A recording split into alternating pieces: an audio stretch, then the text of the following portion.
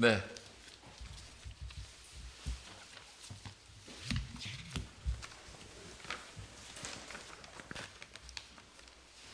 전 지구적 민주주의 위기 현상에 대한 얘기, 그다음 미래 전망에 대해서 하시고, 이 어떻게 할 것인가에 대해서는 교수님 좀 말끝을 많이 흐리셨어요.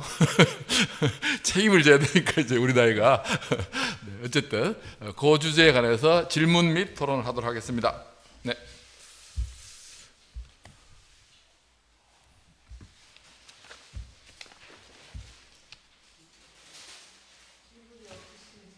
네네 네. 네, 아 괜찮습니다. 네네. 워낙 뜨거운 주제여서. 예. 뭐 근데 이제 굉장히 많은 논쟁이 필요한데, 근데 이제 2030 그 청년들의 어떤 이제 보이는 성향이나 행태들을 과연 극우라고 볼 수 있는지, 거기에 대해서는 좀 다른 견해를 가진 사회학자들도 계신 것 같더라고요. 네. 예. 어찌 보면 아까 선생님 말씀하셨다시피 극우라고 하는 거는 뭐 인종주의라든지, 예, 그리고 굉장히 막 그 종교적인 어떤 근본주의, 전통주의 이런 거라고 본다면, 2030 청년들이, 특히 남성 청년들이 가지는 어떤 좌절감, 그리고 이제 극단적인 행태, 그런 건 있지만 그건 굉장히 단편적인 현상 아닌가. 그걸 극우라고 하기에는 극우로서의 어떤 그 개념에 좀 맞지 않는 게 아닌가 하는 생각도 저도 좀 살금 드는데요. 좀 뭐 선생님 견해를 말씀해 주셔도 좋고, 아니면 이쪽 저쪽 의견에 대해서 좀 정리를 해 주셔도 감사하겠습니다. 예. 같은 문제이실 것 같아서 네. 과연 이제 20대 그 미래남을 극으로 보는 것이 합당한가라는 문제의식과 비슷하게 영남 지역 사람들의 정서를 그러니까 극우적 성향이 강하다라고 평가하는 것이 합당한가? 그러니까 마치 그 이대남이 기성세대 중심의 사회 경제 구조 속에서 느끼는 그 상실감 또는 분노, 이것이 그 어떤 방향성을 잃어버린 채 그냥 그쪽으로 쏠려버리는, 그러니까 그런 이념적 성향을 가져서 그쪽을 지지한다기보다는 그 민주 진영이라든지 소위 진보라고 불리는 세력들이 보여주는 어떤 그 행태에 대한 불만이나 아니면은 그 뭐랄까요, 그 내로남불식에 대한 그 분노의 감정, 이런 것들이 반대쪽으로 쏠려버리는 것과 유사하게 영남 지역 사람들의 정서에도 그런 극우적 성향 때문에 그런 정치적 선택을 한다기보다는 그 국힘당이 아닌 정치 세력에서 희망을 갖지 못하는, 어떤 대안을 찾지 못하는 그런 실망감에서 오히려 이제 국힘 쪽에 그 전폭적인 지지를 보이고 있는 상황으로 이해할 여지는 없는 건지, 같은 맥락에서 좀 여쭙고 싶어요. 네. 방금 우리 얘기해 주신 우리 정 선생님은 그 험지인 대구에서 오랫동안 정치활동하셨는데 결국은 빛을 보지 못하셨는데, 그 많은 교훈을 얻으셨을 거라고 봅니다. 근데 공통적으로는 전 그런 게 아닌가 싶어요. 그러니까 극우에 동원되는 계층으로서의 이대남 혹은 영남 지역의 소위 말하는 보수 지지층, 이 선동되고 동원되는 계층과 극우의 이데올로그, 선동가들 혹은 극우의 이데올로기를 주창하고 만들어내는 자들, 이들은 좀 구분해서 볼 필요가 있긴 한 것 같습니다. 대체로 저희들도 돌아보면요, 저희들 20대는 저희들이 극자였거든요. 제가요. 그렇게 안 생겼잖아요. 극자였으면 안 생겼잖아요. 근데 제가 극자였어요, 제가요. 근데 어쨌든 그때는 돌이켜보면 이런 건 있어요. 행동 양식에 있어서 굉장히 거칠고, 어른들에 대한 거부감이 굉장히 많고요. 그래서 저는 개인적으로 그런 것도 있다고 봅니다. 그래서 예를 들면 학교 현장에서는 여당이 리버럴이에요, 오히려. 학교 교사들의 대다수는 리버럴에 가깝습니다, 제가 볼 때. 그래서 거기에 대한 거부감이 극우에 대한 일단 동원의 가능성으로 넘어가는 게 아닌가 이런 생각이 들어요. 어쨌든 그 두 가지를 구분해서 동원 대상으로서의 그 20대 이대남과 혹은 영남 지지자들과 이데올로그들을 좀 구분해서 좀 얘기해 주시면 될 것 같습니다. 그러니까요. 이제 저는 이제 사상적으로 극우는 오히려 이제 굉장히 그 근본주의적인 신앙을 가진 분들이나 정말로 이제 이 백인 우월주의를 가진 분들이 근본적인 극우라고 저는 사상적인 극우에 가깝다고 생각해요. 민족주의도 마찬가지고요. 근데 이게 인간적으로까지 만약에 심리적으로까지 설명을 하면은 인간에게는 근대 이후에 두 가지 측면이 있다고 봅니다. 그러니까 자율의 리버럴한 측면과 동시에 그 자기의 어떤 본능적인 말하자면 생명의 리비도를 여전히 집착하려고 하는 성향이 있지 않나 생각해요. 근데 이게 이제 인간에게 누구나 약간씩 두 가지 요소가 다 있는데 상대적으로 중산층이나 이 사람들은 리버럴한 성향이 있다면 최상층과 최하층은 오히려 좀 성향이 다른 계층적으로 본다면 그런 측면이고 그게 심리적인 문제하고 저는 겹쳐 있다고 보는데 이게 이제 칼 슈미트가 이야기하는 결단주의 비슷한 건데 리버럴은 끊임없이 토론을 하고 대화를 하고 경청을 하지만 결정을 내리는데 약하단 말이에요. 근데 이거를 만약에 자기의 생명과 본능을 굉장히 존중하는 사람 입장에서 보면은 이 리버럴이 매우 답답하게 느껴지는 측면이 있는 거죠. 근데 외적인 경제 환경에 위기가 오고 자기에게 위기가 왔을 때 훨씬 더 이런 결정을 내리는 것에 대한 사람들이 기울어질 경향들이 커진다고 봅니다. 인간이 가지고 있는 속성과 외적 환경이 두 가지가 결합을 했을 때 자, 그렇다게 본다면 이제 이 두 가지 질문에 똑같이 적용이 되는 건데 미국의 백인 남성 노동자들이 미시간이나 이런 데 살던 사람들이 왜 전통적인 민주당에 표밭이었던 사람들이 트럼프로 갔는가의 문제하고 굉장히 저는 유사한 문제라고 봅니다. 근데 원래 남부 백인들은 그렇다 치고요. 그러면 이 백인 남성 노동자 저학력층 사람들이 옛날에 민주당의 표밭이었는데 이 사람들이 트럼프가 가게 된 것은 경제적인 이유가 있지만 실업이라든지 경제적인 이유가 있지고 이 세계화에 대한 그리고 클린턴이나 이 클린턴 부부나 오바마에 대한 분노가 이제 깔려 있는 거죠. 이놈들은 말로는 번드름하게 하면서 계속 거짓말만 하고 내 생활은 전혀 나아지지 않는다라고 하는 이제 배신감이 있는데 그런데 그 배신감을 느끼는 그 사람들이 기저에는 말하자면 백인 남성 저항력이라고 하는 변수가 깔려 있었던 거죠. 그럼 이 사람들이 훨씬 더 그쪽으로 기울어지게 만드는 내적인 이유와 외적 이유가 결합이 됐을 때 그쪽으로 가지 않았나 이렇게 봐요. 그렇게 본다면 영남 보수의 가지고 있는 영남 지방과 호남 지방 사람들의 차이점이 저는 영남 출신이지만 보면 있어요. 어떤 게 있냐 하면은 이 호남은 정권 교체를 계속했기 때문에 사람들이 어느 정도는 시민의식이나 민주의식이 있습니다. 그런데 영남은 정권 교체가 한 번도 안 됐어요. 그것도 있고 유교적인 습성도 좀 강해요. 영남이. 그러니까 권위주의적인 남성주의적인 것도 좀 강해요. 그래서 영남 보수성은 잠재적으로는 그런 것이 있다고 봅니다. 잠재적으로. 근데 옛날에는 만약 김대중 대통령이 없어지면 지역주의가 없어진다 이렇게 주장하는 사람도 있어서 손호철 교수 같은 사람. 난 터무니없다고 생각했습니다. 왜냐하면 이게 지역주의 문제라는 게 단순히 그 문제는 아니라고 저는 봤기 때문에. 그러나 상대적으로 영남 쪽에서 그쪽으로 보수적으로 기울어질 수 있는 잠재적인 문화적인 전통은 있다.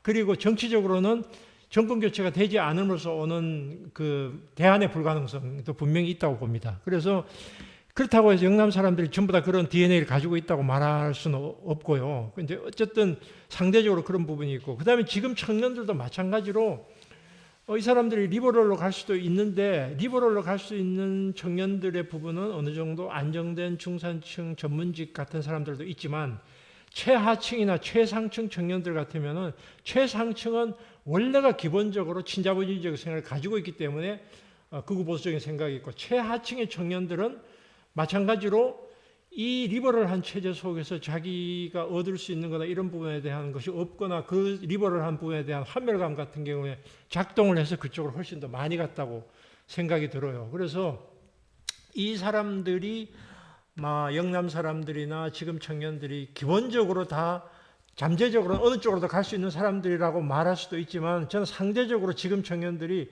훨씬 더 능력주의적인 굉장히 강하고요. 기성세대에 비해서. 왜냐 유치원 때부터 경쟁에 노출되거든요. 기성 40, 50대 이상의 사람들은 약간의 권위주의적이고 정서적이고 도덕적인 요소가 있지만 지금 애들에게는 그런 전혀 없단 말이에요. 철저하게 다 모든 게 이해타산으로 움직여지는 세상 속에서는 경쟁 만능이에요. 그렇기 때문에 그런 점들은 분명히 극으로 갈 수 있는 상대적인 상당한 정도의 문화적인 토양을 이미 얘들이 가지고 있다고 저는 보고 있어요. 그러나 근데 이 사람들이 극자로도 갈 수 있죠. 극자로도 갈 수 있는데 극자로 갈 수 있는 대안은 없잖아요. 그러니까 극자로 갈 수 있는 대안은 없기 때문에 극으로 간다고 저는 생각해요. 이제 그런 정치적 대안, 그 다음에 경제적 환경, 개인이 가지고 있는 그 잠재적으로 그 DNA 측면들 이런 경우가 동시작용이 하지 않나 싶고 그러면 저는 만약에 영남 같은 경우도 선거법이나 정당법이 바뀌어서 제3당이 활동을 할 수 있으면은 국힘으로 갔던 일정한 부분은 빠질 거라고 봅니다. 민주당으로는 안 가더라도 일정한 정도는 빠질 수 있다고 보고 호남도 마찬가지죠. 호남도 그래서 이제 저기 계속 안철수나 이 사람들이 해가 10%까지 얻은 적이 있잖아요. 그러니까 이거는 결국 제도의 문제하고 이게 결합되어 있는 측면이 있고 청년들 역시 청년들은 지금 노동 문제는 거의 관심이 없습니다. 기본적으로 노동조합이나 노동계급에 대한 문제의식은 전혀 없습니다. 전혀 없기 때문에 이 친구들이 만약에 정치화되거나 진보화된다면 아마 녹색당이나 이쪽으로 갈 가능성이 훨씬 더 크다고 봅니다. 그쪽 가치에 대해서, 진보적 가치에 대해서 그런 생각이 들어요. 아직은 좀 암울하네요. 길이 험함합니다 좀. 네. 앞으로 두세 분만 더 받겠습니다. 네. 그러니까 그 자본 자체의 특성이 여기 써 있는 대로 능력주의, 승리주의. 그러니까 이 자본주의 자체가 지금 하나의 극단적인 체제 외에는 하나도 없잖아요. 그렇게 되면은 사실 경제 체제도 없고 하니까 이건 끝을 치닫을 수밖에 없겠다는 생각이 들 수밖에 없거든요. 그 아무리 대안을 만들어 놓는다 하더라도 이 자본의 자기 증식적 특성 때문에 도저히 해결 실마리를 저는 이 체제 내에서는 찾을 수 없겠다는 생각이 저는 항상 들거든요. 그래서 그거에 대해서 어떻게 생각하시는지. 대항 세력 때문에가 아니라 스스로 무너지는 거죠. 결국은 스스로 무너진. 스스로 무너지는 거죠. 민주주의 위협이 아니라 지금 인류 자체의 위협이라고 생각이 듭니다. 그렇게 볼 수 있고요. 그래서 결국은 토마 피케티가 했던 말인데 그 극도로 불평등한 체제가 완화되는 건 전쟁밖에 없다. 굉장히 우울한 얘기인데 피케티가 한 말이에요. 네, 맞아요. 네. 피케티가 그거를 극도로 불평등한 체제가 몇 번의 변곡점이 있는데 이게 봉건에서 근대로 넘어올 때 그때 근데 몇 가지 이게 해결되는 것은 전쟁이었다. 이게 이제 피케티의 주장이죠. 근데 그게 이제 인류의 종말로까지 가는 전쟁일지 아니면은 이제 여러 가지의 뭐 대공황 같은 형태로 해가지고 우리가 자산 가치가 10억이 그냥 3억으로 확 떨어지는 방식으로 해가지고 이제 불평등 문제가 해결되는 방식으로. 대공황은 현재 체제가 알아서 극단을 치닫는 거를 서로 합의하에 낮춰주고 이렇게. 자, 대공황은 해결하는 방법이 두 가지가 있습니다. 좌파적 대안하고 우파적 대안인데 우파적 대안은 파시즘이고 좌파적 대안은 루즈벨트의 개혁입니다. 그게 이제 사민주의죠. 사회민주주의죠. 그래서 그게 성공을 했습니다. 그래서 미국 사회는 적어도 40년대 말에서 60년대까지는 매우 평등한 사회가 어느 정도는 됐던 거죠. 유럽도 어느 정도. 그래서 그럼 루즈벨트식 대안이 그때는 노동계급을 하고 자본가 계급하고 타협을 해서 결국 루즈벨트가 이제 전쟁을 명분으로 해서 3번, 4번이나 대통령이 됨으로써 가능했던 거죠. 그게 이제 미국식 대안인데요. 그럼 지금 시기에 루즈벨트식의 계급 타협이 가능한가? 이제 이 질문으로 우리가 이제 가야 되고, 그게 그러면 자본이 스스로 붕괴하지 않는 방식으로 타협을 하는 방식이 결국은 그 방법인데, 그게 어떻게 가능한가가 이제 우리의 이제 현재로서는 퀘션 마크인데, 유럽 국가들에서 상대적으로 덴마크 같은 나라들, 그런 어느 정도는 이제 그런 접점들을 유지를 하고 있는 것 같아요. 상대적으로 복지국가 중에서 가장 모범적인 국가로 지금 많이 이야기한 나라는 덴마크 같아요. 그러니까 스웨덴도 굉장히 많이 휘청거리고 있고, 그래서 이제 한 나라는 그런데 전 세계적으로 덴마크 같은 체제가 유지될 수 있느냐는 문제가 있는데, 증세를 지금 같은 상태에서는 할 수 있는 방법은 트럼프의 반대편 세력이 나와가지고 그냥 증세를 그냥 미친 척하고 올리고, 이재명이 지금 이런 식의 부동산 대책을 한 게 아니라 보유세를 그냥 확 올리는 방식으로 한다든지, 예를 들면 이런 식의 증세를 통해서 재정을 확충해서 이렇게 자본을 통제하는 방법이 현재로서는 전쟁 아닌 방법으로는 가용한 방법이 아닌가 생각합니다. 죄송합니다. 별 대책이 없어요. 전부 다 죄송하죠.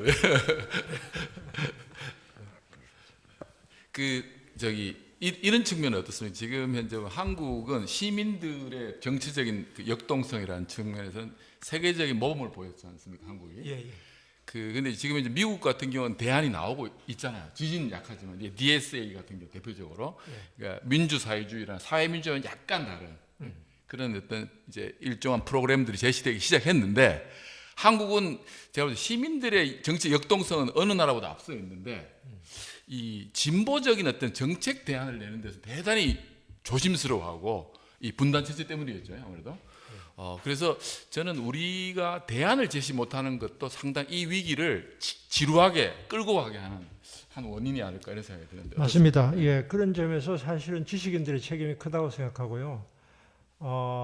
우리가 제도를 개혁하는 이 미시적 사고를 확 깨는 좀 담론들이 나와야 될 필요가 있는 것 같아요. 그래서 그게 그러면 담론이 하늘 아래 새로운 건 없으니까 다 기존에 실험되었거나 주창되었던 것들을 발전시켜 가지고 이제 나와야 될 텐데, 그게 어떤 게 그런 게 대안이 될 수 있을까? 이제 저도 이제 뭐 이렇게 제가 식견이 그렇게 넓지는 않지만 고민을 하고 있는데, 저는 이제 우선 돌파구는 제일 마지막에 제가 이야기했던 직접민주주의 문제를 좀 더 강하게 주창을 함으로써 사람들에게 선거민주주의만이 우리가 선택할 수 있는 유일한 대안이 아니라는 것을 조금 더 널리 계속 이야기를 하면서, 한국이 지금 100년 전의 한국이나 50년 전의 한국이 아니잖아요. 지금 중국, 미국이 아무리 패권 경쟁을 하더라도 한국이 이미 상당한 지렛대를 가지고 있는 나라인데,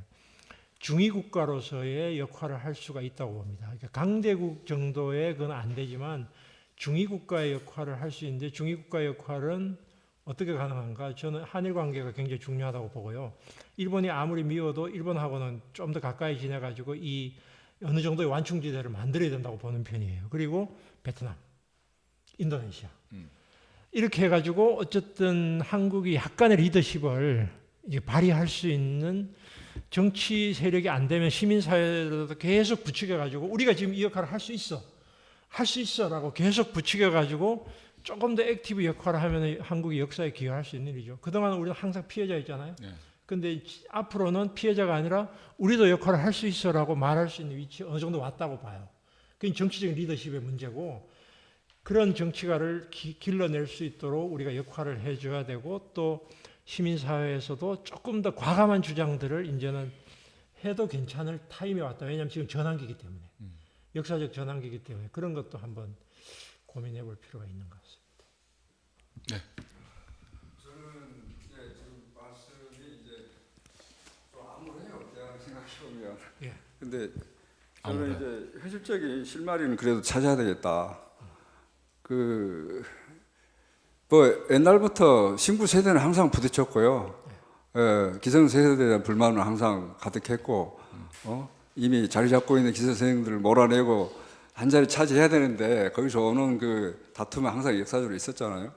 근데 한국에서의 지금 청년들의 문제, 이 문제는 지금 이제 정치 세력화되는 과정, 세계적인 이 글로벌 현상과 물려가지고 미국에서 이걸 펌프질하고 있고 전 세계를 돕면서 강연을 하고 조직을 하고 있잖아요. 이제 미국이.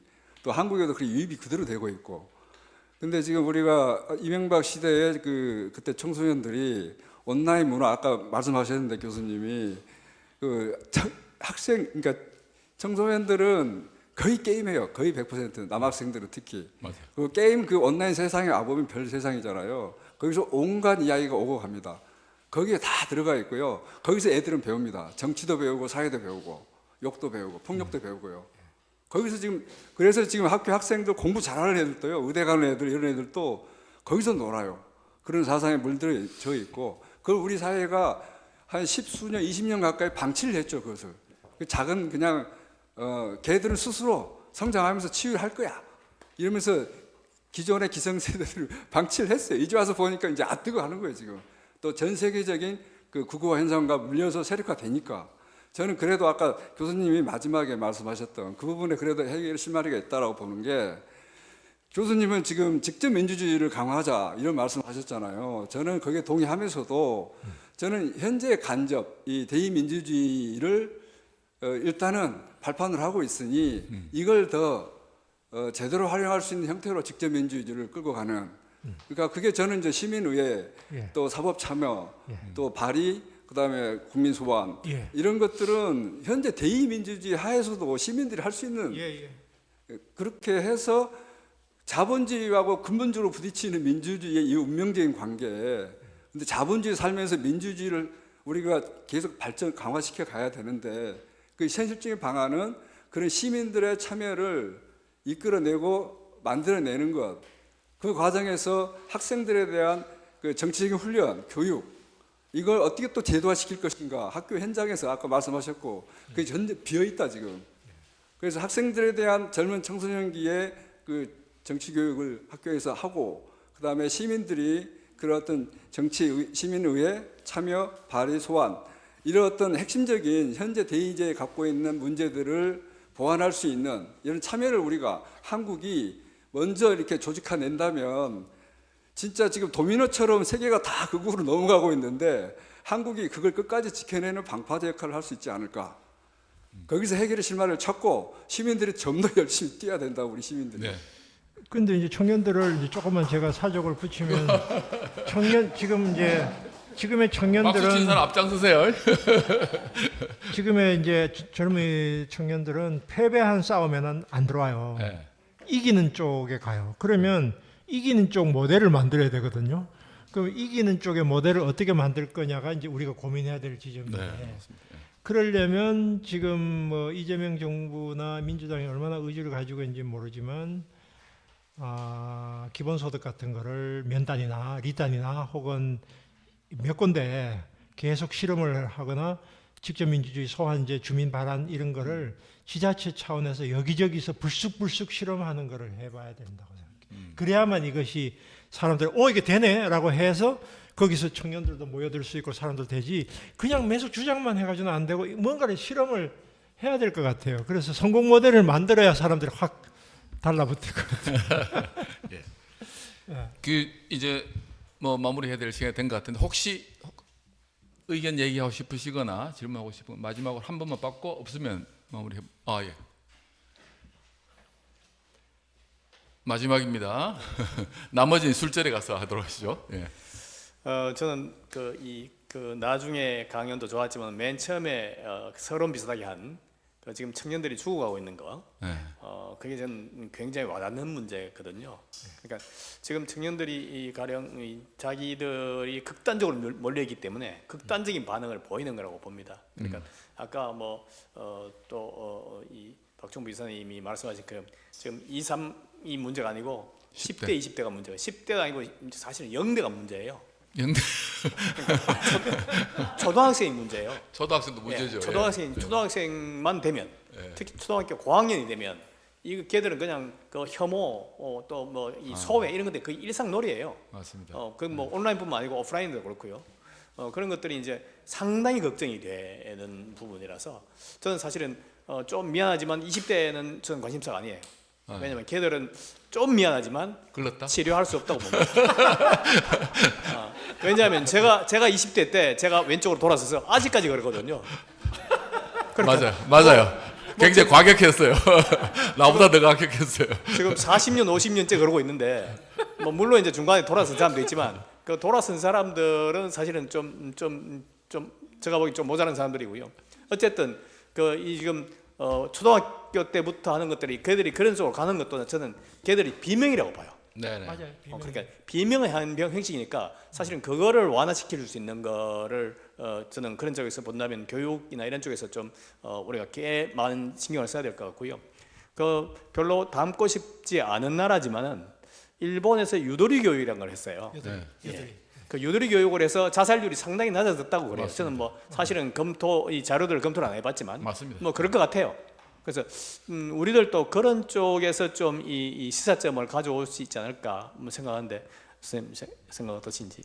예, 뭐 우리 여기 교육에 우리 또 전문가 또 계시지만 저는 애들에게 숨통을 틔워줘야 되는데 숨통 틔워주려면은 저는 교육보다는 놀게 해주는 게 훨씬 더 중요하다고 생각하고 놀이터를 만들어줘야 되고 무조건 놀게 해야 되고 그 뭐 서울시 조경 교육감도 시도했지만 농촌 유학 같은 거 방식이라든지 적극적으로 해가지고 애들을 하여튼 노는 공간들을 여기저기 만들어주고 그 노는 공간을 기성세대가 약간 경제적인 여유가 있는 분들이 여기저기 만들어가지고 거기 와서는 무조건 놀아라 너희들이 놀고 그다음에 지겨울 때 공부할 거 관심 있는 거 내인지 물어라 놀 때까지는 무조건 놀아라 이렇게 해야 된다 6개월 동안 놀아도 괜찮다 이렇게 이런 거를 여기저기 만들어가지고 그게 좋은 이제 제가 일본에서 그거 봤어요.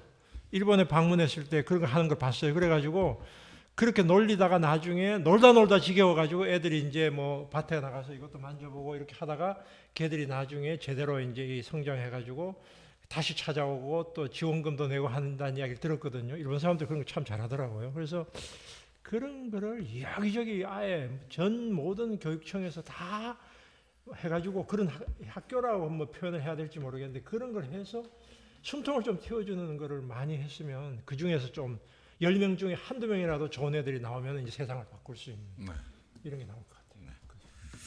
네, 그 뭐 쉽지 않다는 뜻입니다. 제가 볼 때는 되겠습니까? 저희들이 이제 오늘은 마무리할 시간이 됐는데요. 그 저희들이 이제 2번이 남았습니다. 2번이 남았는데 맨 마지막이 헌법 개정 운동과 관계된 부분이고요. 참고로 말씀드리면 2016년, 17년 박근혜 탄핵 때하고요. 그다음에 요번에 그 윤석열 탄핵 요 이후에 시민 운동이 약간 달라요. 요 희망입니다. 제가 볼 때는 그때는 민주당에 맡겨버렸어요. 그 다음에 알아서 잘해주세요였어요. 근데 지금은 조금 다릅니다. 모르신 분들 있을 텐데 아까 우리 교수님 얘기하셨지만은 나이 든 사람들 중심이긴 하지만 모임이 있고요. 그러니까 그냥 놔두면 안 된다. 그 다음에 시민단체 연석회의인가요? 네. 그런 굉장히 흩어져 있는 역량이긴 한데 전국에 수많은 시민단체들이 있습니다. 이 단체들이 이대로 가면 안 된다. 그냥 민주당에 맡기기만 하면서 안 된다는 걸 이미 알았어요. 경험을 통해서. 그래서 그러한 노력들을 하기 시작하고 있다는 거 이게 희망적이라고 봅니다. 답은 쉽지 않은데 저희들 박정희 기념사 앞에도 이번에 강연하게 된 게 무슨 새로운 걸 가르친다는 의미보다는 이걸 함께 생각하는 그러한 기회를 만들어야 되겠다.